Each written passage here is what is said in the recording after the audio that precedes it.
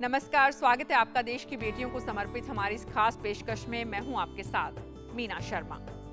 भारत में नृत्य की जड़ें प्राचीन परंपराओं में हैं। हमारे देश में नृत्यों की विभिन्न विधाओं ने जन्म लिया है। इन्हीं में से एक है कालबेलिया। राजस्थान की एक बेटी लोक नृत्य की इसी सौगात को पूरी दुनिया से साझा कर रही है। जिस बेटी को पैदा होते ही बोझ मानकर मौत के मुंह में ढकेल दिया गया था, आज वही बेटी देश का नाम रोशन कर रही है। कैसे?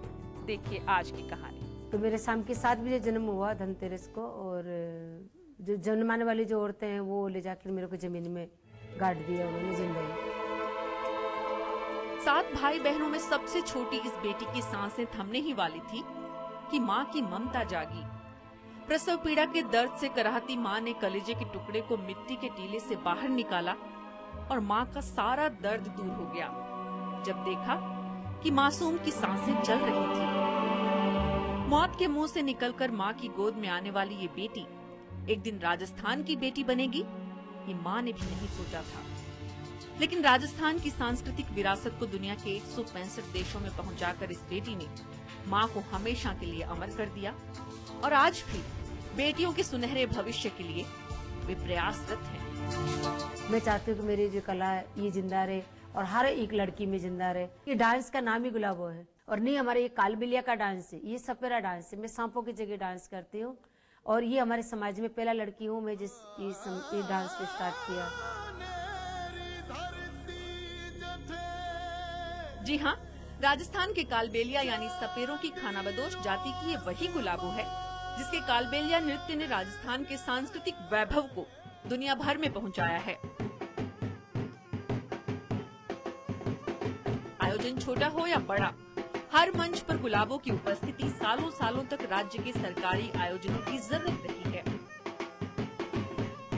पर्यटन विभाग की विदेशी सांस्कृतिक यात्राएं गुलाबों के बिना पूरी नहीं होती थी। तो कालबेलिया नृत्य की राजस्थान में पहचान भी गुलाबों की ही देन है। यही वजह है कि जयपुर राज परिवार की पूर्व महारानी गायत्री देवी ने गुलाबों को राजस्थान की बेटी कहा, तो देश के हुक्मरानों ने भी खूब सराहा। उस टाइम पे मैं अमेरिका वाशिंगटन जाके आई थी 85 में। फिर उसके बाद मैं वापस आई, वहाँ पे राजीव गांधी मिले, मेरे धर्म के भाई बने वहाँ पे, और लता जी का भी आशीर्वाद मुझे वहीं मिला। डांस देख के कहा कि बेटा तू बहुत बड़ी कलाकार बनेगी, बहुत स्पेशल बनेगी। तो मुझे बड़े गुणी लोगों के वहाँ पे आशीर्वाद भी मिला और आज तक मैं 165 कंट्री में जा चुकी हूँ और 85 से आज तक मैं दौड़ ही रही हूँ, रुकी नहीं हूँ मैं अभी तक। गांव और कस्बों में सांप दिखाकर बीन बजाने वाले पिता के साथ रहते हुए इस बच्ची ने भी थिरकना सीखा था और 12 साल की उम्र में जब पर्यटन विभाग ने गुलाबों का नृत्य देखकर मंच पर आमंत्रित किया तो पिता के सामने बड़ी चुनौती थी।